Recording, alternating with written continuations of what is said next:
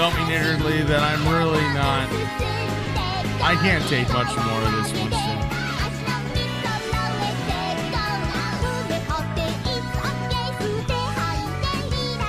You know, if this is... Hold on. Innermost Scam saying Broken Trinity is on the line. What do you... Broken Trinity is on the line? On the line? Hold on. 678, you're on the Variety Show of Doom. Hey, how's it going, man? Pretty good. Who do I have the pleasure of speaking with? You're on the Variety Show of Doom. This is Stephen Cannon from Broken Trinity. You're shitting me. This is Steven? Yes, indeed. You go by Steve or Steven? Steven, whatever. It doesn't matter. All right, sir. Well, welcome to the Variety Show of Doom. We've heard a little bit of your music, actually, on this broadcast, if this is Steve in the flesh. Oh, okay. Which tune did you guys play? It was one of the tracks of yours that is, for the most part, like most publicized. And forgive me, I was not super familiar with your discography, but Cold by Odin's Hand. That's a good one. They're all good, really. So, Hal, I understand that you ran a magazine for quite some many years, and it was a metal zine, essentially, and I did a little bit of digging on who you interviewed, and a lot of big names. Oh, yeah. Well, we started the magazine in 1992 down in Savannah. Okay, so based out of Georgia. Relocated to Metro Atlanta. Yeah, relocated to Metro Atlanta about 25 years ago now. Oh, wow. And is it still running? Well, we started a radio show about 16 years ago, but I really haven't done a whole lot with it. I've just kind of been frustrated because I realized for so many years, record labels were kind of exploiting my hard work and not really compensating me for it. And that gets a little frustrating after a while. Well, there's a lot of other trash out there that you're competing with that's really big name, like Rolling Stone magazine, which has turned out to be a complete liberal and actually quite evil rag for a lot of the stuff that they push, and really not so much about the music anymore.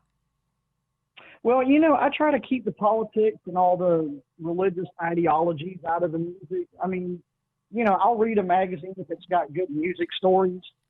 For example, like Metal Hammer, to me, isn't really much of a metal magazine anymore. They do it in Ben Sevenfold and Korn and Slipknot. And, I mean, I get it. We're in an era where we saw Metal Maniacs and some of the better underground magazines all fold and go out of business.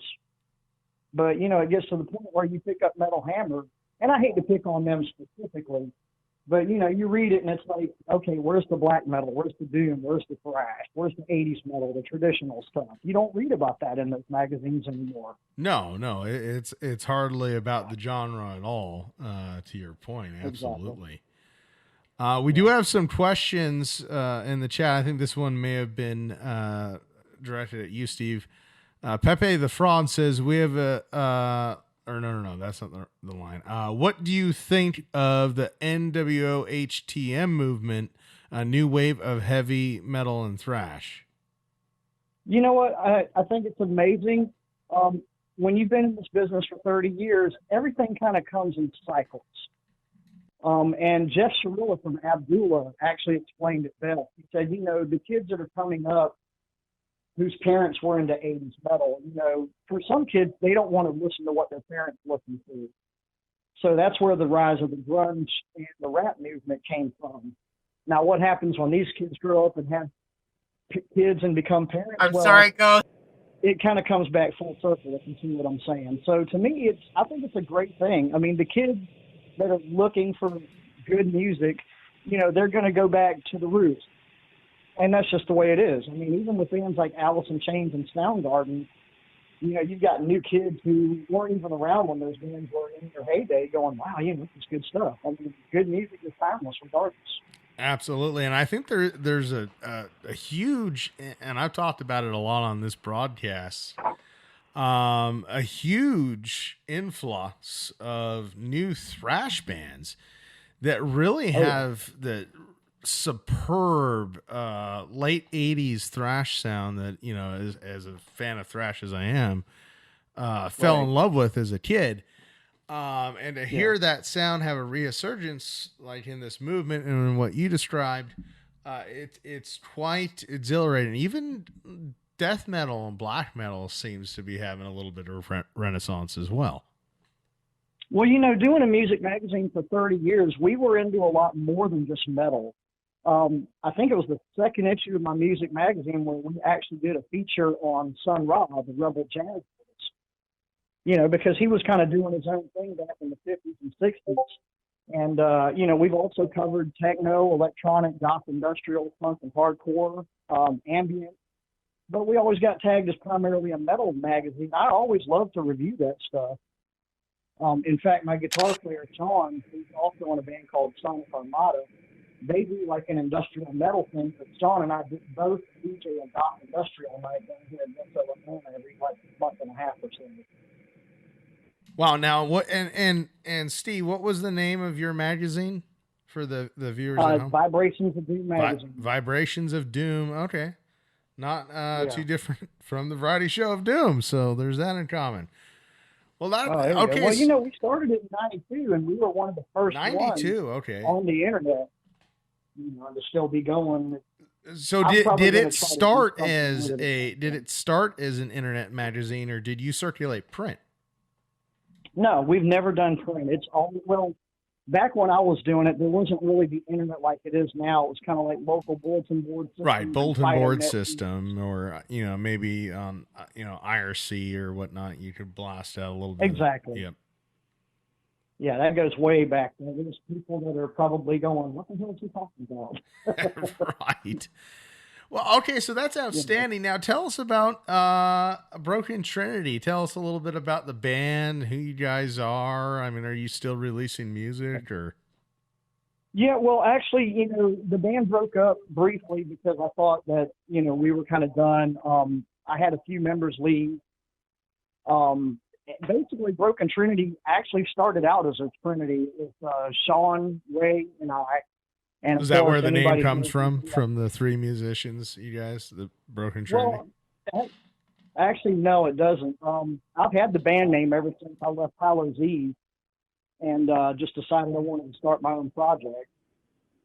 So I kind of took off from there. Nobody was really doing a mixture of black and doom metal at the time, except for Dark Flight, which is an interesting side note because I did clean vocals on half of their last record, The Hereafter, and they're based out of Bulgaria. And oh, wow. So you've got with experience with other musicians and bands even across the pond. Yeah, well, I mean, I've loved Ivo's work for years. I mean, he's doing black and doom in a different way. I mean, most black and doom bands, you don't hear doing the clean sung vocals like we do with Broken Trinity.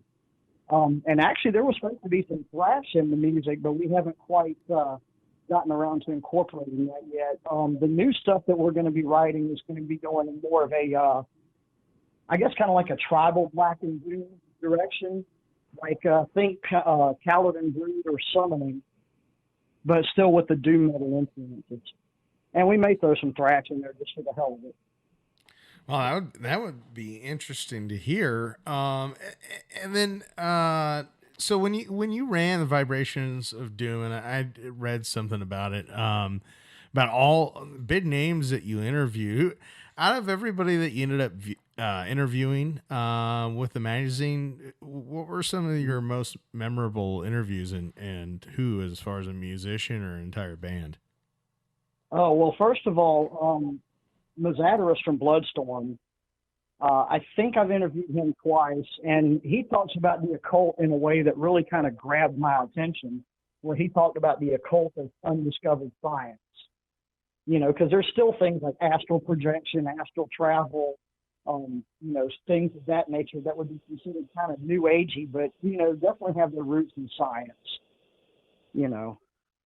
Yeah, we actually talked a bit about that here on the broadcast. So, yeah, that's certainly a very interesting topic. I know it is to me and a lot of Well, our that definitely piqued viewers.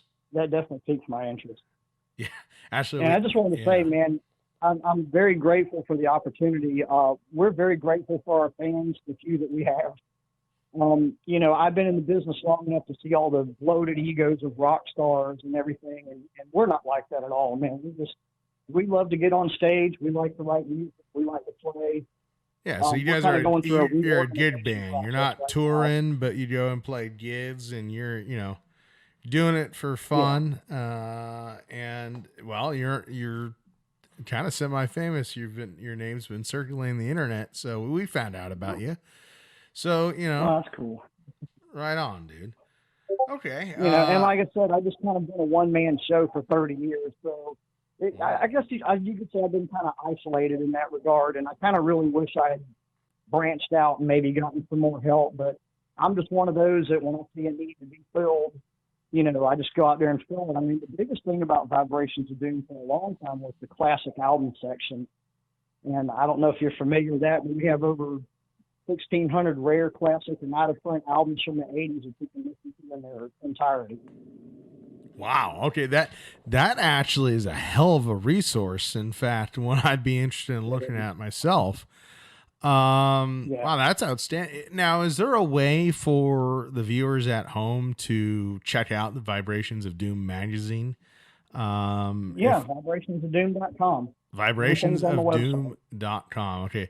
And one of the Polizei perhaps put a link in the chat for Steve there, vibrationsofdoom.com. So people at home can check that out if they want. And okay, so tell me a little bit more about that. So it's a classic section, and there's over 1,600 albums that are, you said, rare or out of print.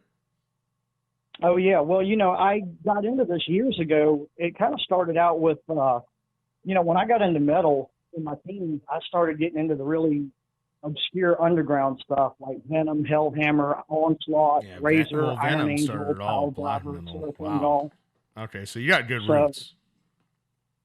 well, it kind of went along with my first four were like Motley Crue's Theater of Pain, Ozzy's Ultimate Sin, and then Venom Black Metal and Iron Angel's Hellish Crossfire. So that was kind of my initiation by fire into the metal scene, and then everything just kind of took off from there. But every time I look at the classic album section, especially during the early to mid '90s, I kept thinking this should be a European site because America just really wasn't as fanatical or in tune with some of these bands like the Europeans were, and they were giving me all kind of CD burns and vinyl copies, and I got so much material from the Sasha Glacier, who I really owe him a lot for being able to start the whole classic album section. Wow. Okay. Well, like I said, what we do here on this broadcast, we play a lot of metal. That's cool. This is kind of a radio format, maybe almost MTV like music video format sometimes. That we do here on the program, and metal, certainly 80s. We play a lot of black metal, thrash. Big part of this broadcast. So that I am sure that's going to end up being a resource. Pretty darn neat, especially with the collection and number of albums. And I think anybody that's an audiophile, especially a metalhead, just having a resource like that at your fingertips is pretty neat, no matter where, when, and how it is. Yeah, it took me a long time to really expand on that. Unfortunately, it's still in a real audio format, which is it's kind of primitive and basic, but it kind of gets the job done. There's a lot of legalities surrounding the MP3s and whatnot, and so it's actual music to be played. It's not just like a text or like Oh no. Okay, I see. Okay. Yeah, you can literally listen to entire titles song by song. And this is because they're out of print and almost impossible to find otherwise, I would imagine, right? Well, it used to be back in the day, but you'd be surprised. I mean, there are record labels that are definitely reissuing. I learned how to clean and remaster vinyl And I've reached out to labels that have put out 80s metal titles and remastered them on CD. And I'm like, why aren't you removing all the clicks and pops? You know, I have the software and the know-how to do that. I So you reached out to a couple of post-process labels. even all of this stuff. It's a lengthy process. Yeah, very involving. Wow. Okay. No doubt. So much more than I expected from what you originally described. So that's pretty impressive. All right. Yeah, thank you. Well, I'm sure we're. In fact, I think we have some videos of your band queued up tonight. I think people have requested them. There's a couple other tracks. Let me see down the line here what we have. I know I saw right off the bat. I can just jump in for a second. Yeah, sure. One of my favorite is Satanic Propaganda. That's one of 4 songs that we haven't released, like recorded properly. And the beautiful thing about that song is, Steve, what was it? Satanic Propaganda? Satanic Propaganda. There's a version of us playing that song live in Spartanburg, South Carolina, at a club called Ground Zero. And there wasn't very many people there, but the way the sound guy got the sound was just, you know, I always tell people, this is how I want us to sound on stage, you know, a kind of a cavernous echo. The vocals were razor crisp. It was just a great show overall. You know, we were kind of, I think that was maybe year number 2 of our existence when we played with our brothers in Valamore, who are from North Carolina. And what and the year interesting was that? thing about that show was a guy named Michael Clevenger put that together, and he's in an atmospheric black metal band called Mysterion. So it's just bands putting together shows for bands, I guess. Huh. Okay. Well, there's 2 tracks that I think that are in our one that I see here, Oblivious to Decay, that was requested. Yeah, that's an interesting story behind that song too. And let's if you guys see. want to hear it. It looks like downline people have requested some of the live performances, but I don't know, there's specific tracks listed. So, but anyway, yeah, we've got some of your music actually queued up eventually here on the broadcast or requests that we do. So that's pretty cool. So yeah, I've enjoyed having you on, Steve. I appreciate I wouldn't want to say it's a formal interview, but it was a hell of an interview regardless, just off the cuff calling in. How did you hear about the Variety Show of Doom? Are you a long time listener? There was a guy that was guy named Ronnie that clued me into you guys in another podcast. So yeah, I mean, I would really love to listen to this right now, but I'm actually trying to get my computer system back online. My Windows operating system, I'm having to reinstall it. That's always a pain getting a new OS going. All right, well, it is what it is. You know, I'm not really drinking. I normally drink on the broadcast. I'm on a drinking hiatus, but you know what? I'm gonna. You got a drink nearby? It's kind of customary. We do a shot with our callers.